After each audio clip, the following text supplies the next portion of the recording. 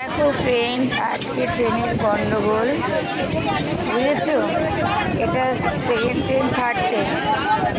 দেখো কত ফাঁকা, মল্লিকপুর থেকে কেউ উঠলো না, যেহেতু গ্যালোপিন না, ও গ্যালোপিন তো মল্লিকপুর দাঁড়ায় না। যাই হোক, রিল্যাক্সে যাচ্ছি, দেখা যাক সুভাষ গ্রামে কী পরিস্থিতি হয়।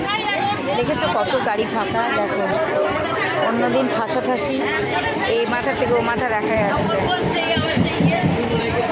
এরকমভাবে রোজ হলে, রোজই এরকম ফাঁকা থাকলে ভালো লাগে, কিন্তু সেটা তো হবে না, আজকের দিন বলে হচ্ছে। ঠিক আছে, রাখছি।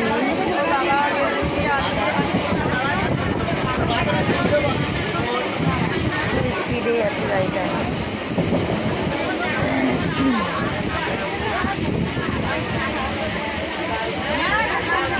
কি ভালো লাগছে তাকে।